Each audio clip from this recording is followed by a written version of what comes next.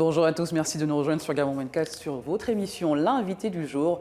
Les sondages d'opinion sont des instruments qui peuvent être utilisés pour différents usages, mais leurs utilisations et leur préparation doivent être faites en respectant une méthodologie précise et rigoureuse. Notre invité du jour est Privan Doutoum, directeur associé à African Opinion, un cabinet de sondage d'opinion et d'études. Avec lui, nous allons essayer d'en savoir un peu plus sur ce cabinet conseil, notamment le genre de questions dont il traite, sa méthodologie, mais aussi l'importance des sondages comme support pour les études de marché. Il est avec nous sur ce plateau. Bonjour Privan Doutoum. Bonjour, ça va? Bienvenue sur Gabon 24. Merci, ça fait vraiment plaisir d'être ici. Je vous regarde souvent à la télé. C'est un plaisir, c'est votre tribune et cette émission est la vôtre. Merci beaucoup. Alors nous allons tout de suite rentrer dans le vif du sujet. Comment est venue l'idée de créer ce cabinet, cette entreprise notamment? En fait, African Opinion est un institut de sondage et d'études de marketing qui est né de la collaboration en fait, entre deux cabinets. Le cabinet Anova Consulting qui est spécialiste dans tout ce qui est statistique et le cabinet Néré qui est un cabinet de communication et relations publiques et événementielles. Voilà. Et en dehors du Gabon, est-ce qu'il y a d'autres pays africains dont vous officiez normalement, dans lesquels par exemple? Le Togo, le Gabon et le Togo actuellement, mais nous avons pour ambition de nous projeter dans les pays francophones et très rapidement sur l'Afrique centrale d'abord et puis l'Afrique de l'Ouest via le Togo. Et quelles sont les questions sur lesquelles vous réalisez vos sondages? Dites-nous. Oui, c'est vraiment une très très bonne question en effet, parce que le sondage, on pense toujours que c'est l'opinion politique, mais en fait le sondage, c'est également la consommation des clients, la satisfaction des clients, la perception des clients face à un produit marketing ou le code couleur d'un produit. Donc c'est pas uniquement lié à la politique, mais les plus gros consommateurs d'études de sondage sont les entreprises du secteur privé, telles que les banques, le secteur de l'assurance, etc. etc. Ce sont eux qui ont toujours recours à ce genre de méthode. Oui, par rapport aux politiques. Mais vu l'actualité qu'on a eue un peu à l'international, on entendait souvent des sondages à la télé. Mais ce n'est pas que la politique. Il y a également les médias qui sont de gros consommateurs de sondages. Oui. Et voilà, la presse écrite, bien entendu. Privan Doutoum, pour vous, les enquêtes d'opinion s'imposent aux États et même à la société? Oui, aux États, mais particulièrement aux entreprises, parce que déjà en Afrique, on est dans un monde de plus en plus connecté et de plus en plus moderne, tout simplement. Donc face à des consommateurs africains de plus en plus exigeants et surtout imprévisibles, African Opinion accompagne les entreprises du secteur privé et public à décrypter les aspirations et désirs, les comportements d'achat, les usages réels, les représentations et bien entendu les opinions et jugements des consommateurs, consommatrices, clients, clientes. On a l'impression que les consommateurs ont désormais leur mot à dire aussi. Oui, mais en effet, le consommateur est de plus en plus exigeant, c'est-à-dire il achète un produit ou un service, il attend non pas seulement le produit, mais tout le service qu'il va avec, de l'attention. Et c'est réellement, plus un client est satisfait, plus il est fidélisé et plus il consomme plus le produit chez Très bien, mais parlez-nous de vos méthodes de collecte des données, d'analyse et d'interprétation. Comment ça se passe au quotidien? En Afrique, particulièrement au Gabon, c'est un peu plus il y a plus de challenge parce qu'il n'y a pas la donnée manque cruellement. Oui, donc ce qu'il faut passer par des outils innovants. Donc on a les réseaux sociaux par lesquels on passe pour faire des enquêtes. Donc c'est là où on touche une partie du public, mais également en créant, en allant vers les bases de données des clients. Des entreprises qui ont des bases de données et ces bases de données, on peut aller contacter les clients et leur poser des questions. On sait que pour un sondage sérieux, il faut quand même un échantillon assez représentatif. Dans votre méthode, par exemple, quels sont les échantillons avec lesquels vous travaillez? Dites-nous. Bon, généralement, il y a plusieurs méthodes. Vous avez entendu parler de méthodes de quotas, ce genre de choses. Plus la méthode utilise de la probabilité, plus elle coûte cher, pour être plus précis dans le choix des réponses, etc. Mais pour l'instant, c'est des méthodes aléatoires simples sur des bases de données finies. Est-ce qu'ils sont assez représentatifs quand même, concrètement? Bon, pour la représentativité, il faudrait soit... oui, ils peuvent être représentatifs, oui. Elles peuvent être représentatives en fonction de l'objectif que nous nous fixons et des règles du client. Alors, on parlait des banques, mais lorsque vous mettez vos sondages à disposition, quels sont les organismes qui sont les plus concernés par les sondages? On parlait, c'est vrai, des banques, mais encore? Mais écoutez, il y a le secteur de l'assurance également, qui est très très demandeur. Hein, dans un marché très compétitif comme la banque ou les assurances, ben, il faut pouvoir se différencier. Et pour se différencier, il faut non seulement anticiper sur les besoins du client, mais également satisfaire ses services, le client sur ses services et ses produits. Alors, avez-vous des exemples de problèmes résolus quand même, des décisions prises sur la base de vos enquêtes qui ont réellement eu un impact quand même? Mais c'est bien que vous en parlez parce que nous avons réalisé 2 enquêtes. Hein. La première, c'était avec la journée de la femme digitale et la SING sur la place de la femme sur l'entrepreneuriat de la tech. Et là, c'était assez surprenant parce que l'enquête nous a permis de voir en fait que les femmes ont un accès, le premier accès à l'ordinateur pour les femmes se fait un peu plus tard que les hommes. Okay? Tout simplement parce que les hommes, dès le plus jeune âge, ben, on leur offre des cadeaux du type Game Boy, etc. Alors que les femmes, c'est plutôt des Barbie, des dinettes, etc. Donc l'accès à l'ordinateur se fait beaucoup plus tard pour les femmes. Mais également, sur l'enquête sur le secteur des banques, la satisfaction que nous avons fait sur le secteur des banques, nous avons pu voir que 80% des répondants pensaient que les files d'attente étaient trop longues dans les banques.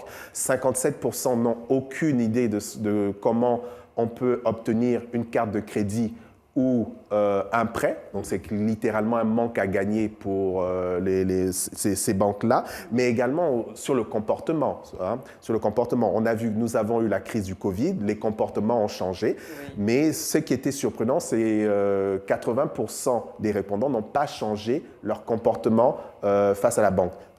Plus de la moitié ont continué à aller au GAB, qui est quand même l'outil de prédilection pour faire des opérations bancaires au Gabon. Je ne comprends pas vraiment cette manie d'aller au GAB, alors qu'il y a plein de process qui sont mis en place pour éviter justement que les clients viennent, la preuve, viennent à la banque, oui, mais ils sont toujours là. Mais ils sont toujours là parce qu'ils n'ont pas l'information. Hein. 57% affirment ne pas connaître les procédures des banques. Mais où est-ce que ça cloche finalement? Pourquoi l'information ne passe pas? L'information ne passe pas. Ben, c'est la raison pour laquelle il faut télécharger l'étude, madame.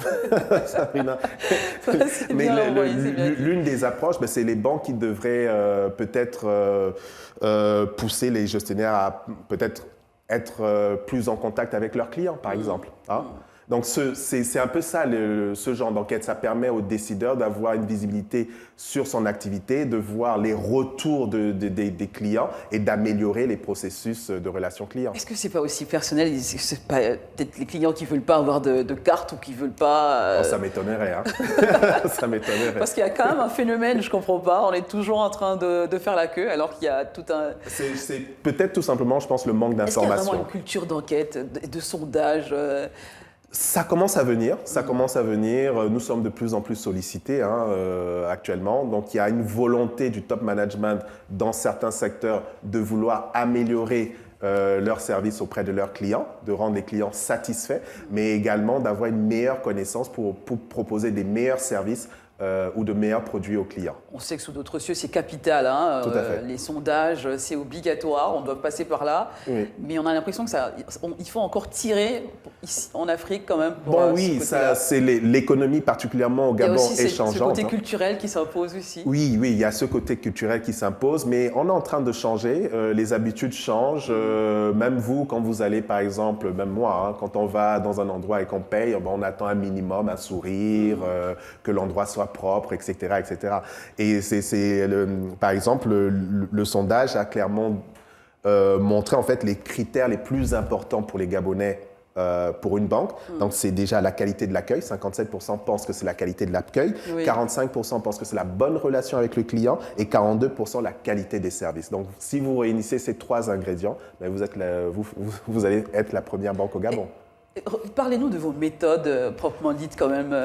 Là, vous avez parlé, vous avez cité des pourcentages. Oui. Comment ça s'est passé tout simplement, nous avons sur Internet, des questions face à face? Comment ça se passe? Donc, il y a eu d'abord l'organisation d'un focus group avec un panel de personnes qui nous ont permis de bien fixé les axes d'analyse, mais également l'enquête s'est faite tout simplement sur les réseaux sociaux, sur des groupes du style 1,8 million de consommateurs ou d'autres groupes où on a demandé aux gens de répondre. Ça a pris du temps parce que bon, il fallait un échantillon assez important, mais les gens ont réellement bien réagi, ils ont réellement répondu et c'était intéressant de voir leur interaction. Donc il y a une réelle volonté même des clients de pouvoir donner leur opinion et ils étaient vraiment ravis de voir ce questionnaire. Est-ce que ces données sont finalement mises en valeur, sont dans une banque de données ou répertoriées quelque part pour être utilisées? Oui, bien sûr. Déjà, l'enquête synthétique est disponible sur le site africanopinion.fr, mais l'étude complète où on fait le comparatif banque par banque, et là vous allez être étonné Sabrina, nous avons également un classement. Bien. Donc l'étude est sur demande. Ah, nous on aime les classements, hein, les tops. Faites-nous une demande, on vous donnera cette étude complète. Est-ce qu'on peut avoir la tête du classement monsieur Doutou Non, demandez l'étude.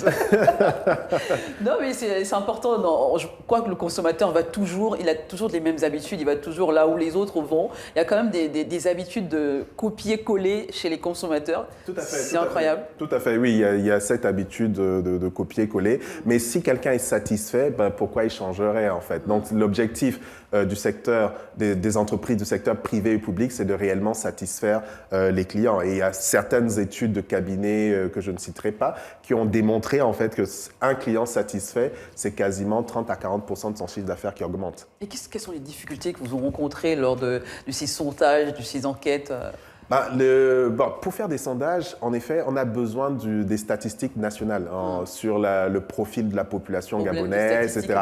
Voilà, et donc il y a littéralement un manque où les données ne sont pas mises à jour. Donc, par exemple, les dernières données mises à jour sur la population datent de 2013 et nous sommes en 2022. Donc, c'est difficile de faire des enquêtes de quotas sur un échantillon de la population. Et surtout actualiser aussi. Actualiser, oui, c'est ça. C'est un peu difficile, mais bon, ça ne bloque rien. Il n'y a pas de frein, il faut être innovant. On a d'autres moyens comme les réseaux sociaux ou comme des bases finies. Et comme je disais, les entreprises ont des bases de données, mais qu'elles les exploitent. Et nous sommes là pour les accompagner à tirer le meilleur des informations de leurs clients pour qu'ils aient une meilleure connaissance de leurs clients. Merci Priva. Yves Ndoutoum, peut-être un mot de fin, un mot sur Africa Opinion qu'on découvre tous aujourd'hui. Écoutez, African Opinion, nous vous accompagnons à avoir une meilleure connaissance de vos clients et du marché, de défendre votre position concurrentielle et votre image et optimiser la performance client. Et donc l'enquête, vous pouvez la retrouver sur le site internet africanopinion.fr et surtout n'hésitez pas à nous contacter si vous en avez besoin d'enquête, même l'invité du jour. Hein. Bien sûr, Gabon 24 était partenaire du webinaire que nous avons organisé le 1er avril